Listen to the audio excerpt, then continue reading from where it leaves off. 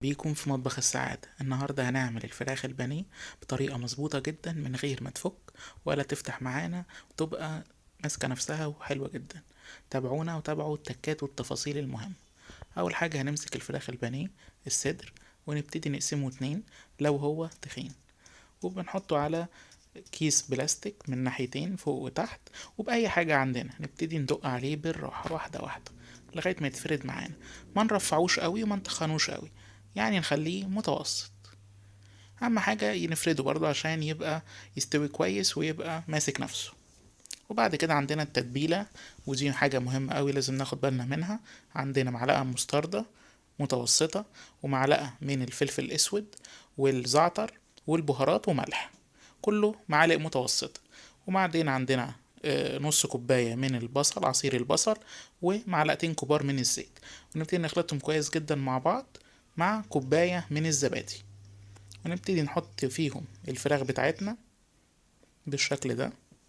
وبعد كده ابتدي اتبل الفراخ كويس قوي في التتبيله من على الوجهين ده وده. اهم حاجه اتاكد ان هي بقت يعني كل قطعه متبله كويس جدا. هبتدي اغطيها بالبلاستيك واحطها في التلاجة من ساعتين لاربع ساعات اقل حاجه. وبعد ما اخرجها من التلاجة هبتدي اجيب عندنا دقيق واحط عليه معلقه من النشا، معلقه كبيره نشا، وابتدي اخلطه كلهم مع بعض. هو في الاخر على حسب كمية الدقيق، مش محددة يعني، على حسب الكمية اللي احنا عاملينها. انا هنا عامل حوالي كيلو من الفراخ البانيه. هبتدي احط برضو رشة ملح ورشة فلفل واقلب كله مع بعض بالشكل ده. وبعد كده برضو البقسماط برضو حوالي كوباية، برضو هحط رشة فلفل ورشة ملح واقلبهم كويس مع بعض. وبعد كده عندنا حوالي 3 بيضات، برضو عليهم رشة ملح ورشة فلفل زي ما حضراتكم شايفين، واقلبهم كويس مع بعض، اربهم يعني مع بعض. وبعد كده احط معاهم حوالي ربع كوباية لبن، من ربع لنص كوباية كل واحد على حسب رغبته، عشان ما يبقاش برضو خفيف قوي. واخلطهم كلهم مع بعض كويس. وبعد كده اخرج الفراخ البانيه بتاعتي من التلاجة، وابتدي باستخدام الشوكة او اي حاجة ابتدي احطها على الدقيق الاول. اهم حاجة تتحط في كل الاتجاهات، يعني كلها تتغلف بالدقيق بالشكل ده. اتأكد ان تماما كله في الدقيق.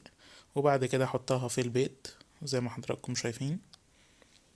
وبعد كده اطلعها من البيض احطها على طول على البقسماط، واتأكد ان هي برضو اتغلفت كويس جدا من كل وجه بالشكل ده. نيجي بقى للخطوة المهمة. هبتدي اطلعها في صينية واحطها في اكياس، يعني اعمل اكياس بلاستيك طبقات، وابتدي ارصها واحط الفراخ البانيه طبقة طبقة بالشكل ده. تفضل في الفريزر اي فترة احنا هنرغب فيها، ودي بتسهل طبعا عمايلها في اي وقت. هطلع على طول واقلي عشان تبقى سريعة. لما اجي اقلي التكة المهمة قوي، لازم احط معلقة سمنة بالشكل ده، هتديها طعم مختلف خالص. وموضوع ان انا احط الفراخ البانيه في الفريزر ده اللي بيخلي الفراخ تمسك في بعض، الطبقة اللي فيها بتاعة البقسماط والبيض تمسك فيها وما تتفكش ابدا. دي ملحوظة مهمة قوي. وبعد كده ابتدي اقليها بالشكل ده. وبعد كده ما طلعهاش على مناديل ورقية، هي المناديل الورقية اللي بتخليها تعرق وبرضو تفك منها. ممكن اطلعها زي كده على مصفى صفيها، وبعد كده اجففها بمناديل، يعني ممكن دي او دي، بس ما تتحطش على مناديل وهي سخنة عشان ما تشربش زيت وتنشف من البخار. بعد كده بقدمها بالشكل ده مع بطاطس او اي حاجة، بتكون جميلة جدا وماسكة في بعضها، ويعني لا يمكن ابدا تفك من الخلطة اللي فيها. تبقى حلوة قوي، بألف هنا وشفا، ويا ريت تجربوها، ومستني آرائكم. أتمنى الفيديو يكون عجب حضراتكم، ولو عجبكم ما تنسوش لايك على الفيديو واشتراك في القناة، سبسكرايب وشير للفيديو، وممكن تفعلوا الجرس عشان تشوفوا أجدد فيديوهات مطبخ السعادة.